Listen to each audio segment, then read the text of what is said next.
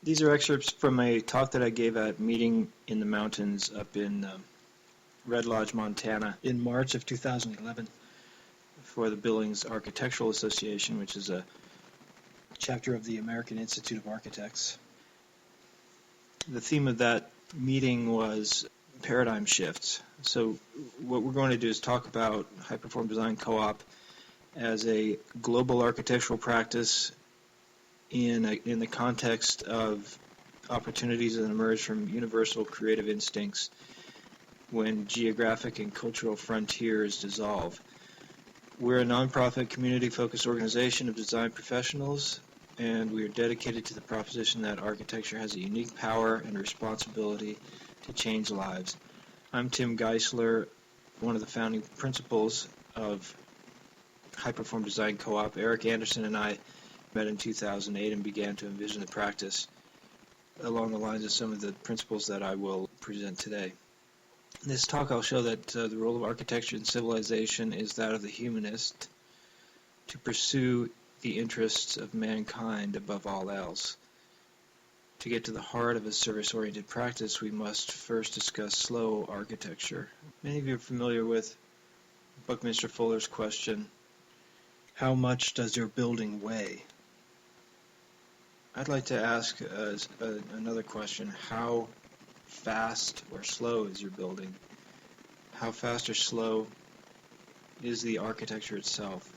Now, you're probably asking, what do I mean by that?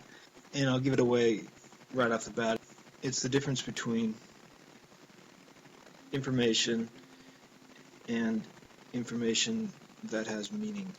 Architecture is the latter. So this is a design philosophy statement, but it also has implications on the nature of our practice and on the culture of the office.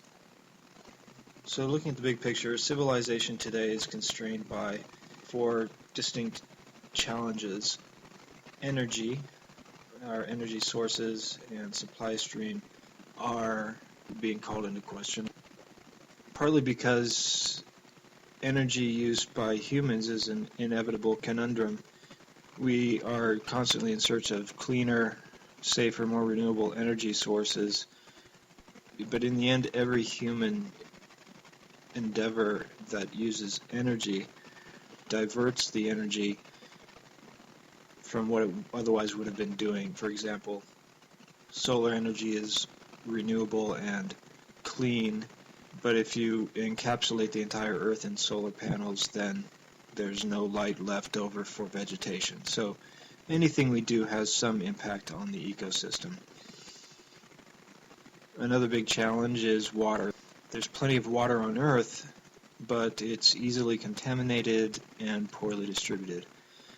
These two physical challenges are at the core of our design, but I'd also like to discuss our civilization's intellectual challenges, which can be condensed into overabundance of information, which creates a condition of hyperactive consciousness and can undermine meaning and order, and globalization, which thrusts individuals of all cultures into encounters with forces for which we may be ill-prepared and which challenges established hierarchies.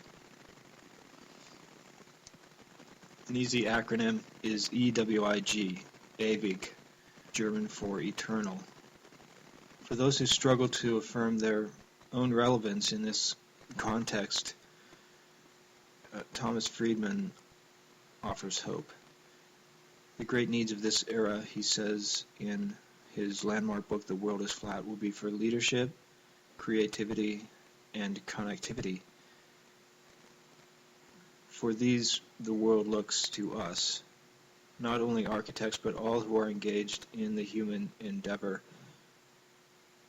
And as the only humanists in the process of creating the built environment, our role as architects is critical. To be effective in this, we tap what Friedman calls intrinsic motivation. It's elusive, but you know it when you see it. For example, Piranesi was motivated to draw.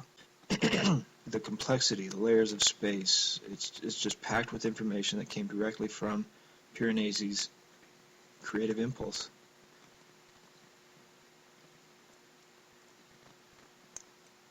And he infuses his creations with meaning, and that's the crux of it. It's not merely lines on a page. It's lines that communicate something. That's what we as architects all must do.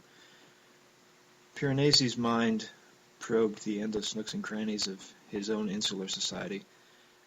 Our world of information is expanding at such an amazing rate that we sometimes feel bewildered or intimidated by the rapid expansion and by the global pressures that come to bear.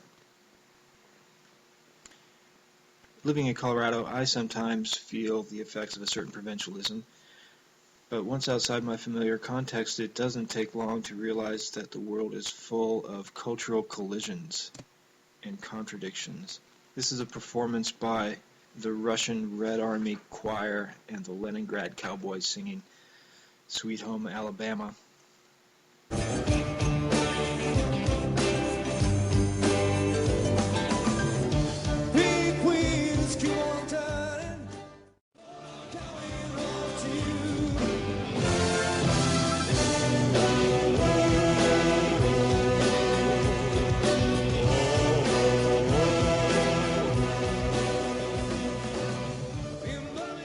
And consider this scene from the well-known British documentary Monty Python and the Holy Grail. The Black Knight says, "None shall pass," and goes on to exhibit an absurd level of commitment. Personally, I'm a fan of the Black Knight. From this ironic, absurd comedy, we learn to ask ourselves what we stand for, what it's worth, and even what we are up against. We're not fighting against information itself, but against information that has no meaning. The fight for the control of information and meaning goes back as long as history. We contend that architecture is bound for resurgence. Victor Hugo's famous quote, "Where the book will kill the building," says it all. The antagonist here is speaking of the printing press, which catapulted literature into the primary cultural medium, a place which it's held since 1450 all the way until modern times. From literature, there was a quick jump just this last century into the internet, and now we have a truly astonishing rate of expansion in the information universe. It's my belief that this rate of expansion is going to need a counterbalance, and architecture is the natural medium to fill that void. But we as architects are under stress. Our medium is both enduring and inescapable, and therefore it has to be right. When we as a group, architects, designers, feel stress, our response can fall on a spectrum. We can hunker down, strive to mark out our territory and dominate others who might want to get involved. Or we can reach out. At Hyperform, one of our core philosophies in practice is to reach out and get people involved and communicate, sharing information and thereby compounding it. It's kind of like a flywheel effect. So our culture tends more towards a culture of mentorship and collaboration instead of dominance and territorialism.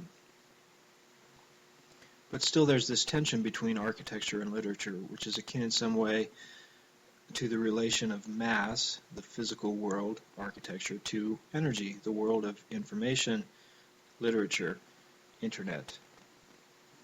We architects bridge this gap. We control and carry and convey information, and we make it into physical order. It's a broad spectrum from information to mass, from energy to mass. Einstein illustrated it in this elegant formula with which we're all familiar but which few of us understand. E equals mc squared. Energy equals mass times the speed of light squared. In case you missed it, that's very, very fast. So maybe energy equals very fast architecture. We operate in a world that is by nature and must be slow. Disorder alone is not the enemy, it's part of life. Indifference is the enemy. So we care about order. And I think that's one of the things that makes architecture, and I think that's why we're drawn to this medium that is permanent, because making something that lasts is an act of care. It's the human endeavor, in fact. This is the way that we as architects grapple with cosmic forces. Cosmic, from the Greek cosmos, meaning order. Like the story of Jacob wrestling with the angel in this painting by Anthony Armstrong. Jacob never wins, but he struggles valiantly and even eventually makes peace. So architecture is an ennobling pursuit. Thanks to architects, architecture is not trivial. Vitruvius knew this. The words that he placed on the profession of architecture, on the human endeavor, firmitas, utilitas, venustas, firmness, utility, and delight, really say architecture attends not only to the necessities of life, but also to what makes life worth living. We add poetry to Mass.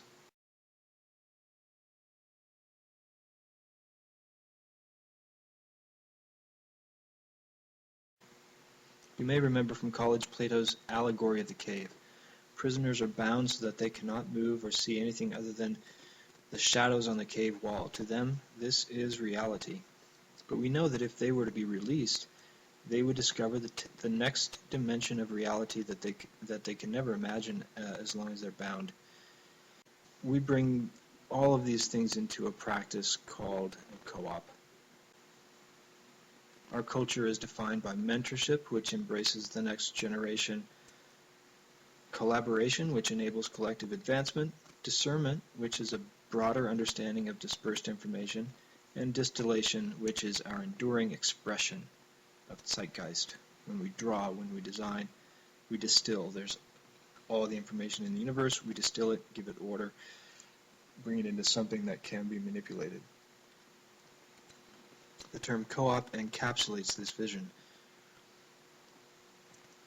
In conclusion, we as architects have responsibility to civilization because we're the only humanists in the process. Not only are we the only humanists in the process, but architecture is the only cultural medium that is both enduring and presentational. Fortunately, our society and our nation encourage humanist pursuits. All we have to do is to claim that status, articulate our mission clearly, and handle our resources accordingly. Implications for practice are that we keep the focus on our unique value. We are not entertainers or mere describers. We are at the center of a team that makes architecture. We are uniquely suited to govern the fundamental character of humanity's framework and must step up and do so. At the Co-op, we strive to recognize and reward intrinsic motivation. We engage the physical world with mindfulness, and we foster collegialism. The following slides represent a few examples of our work. One of our built works here emphasizing craftsmanship, a streetscape with emphasis on sustainability, a design competition that places human habitation in neglected urban spaces. The process of this one also speaks volumes about how we operate. This was led by Eric and involved a crew of co-op members collaborating. And the final slide here is an installation in a vacant storefront. This is an initiative that we lead here in Denver, filling vacant storefronts with interesting architectural, educational, community-oriented graphics. Thank you. Thank you. Tune in next time when you'll hear Shubhra say, "Let's learn."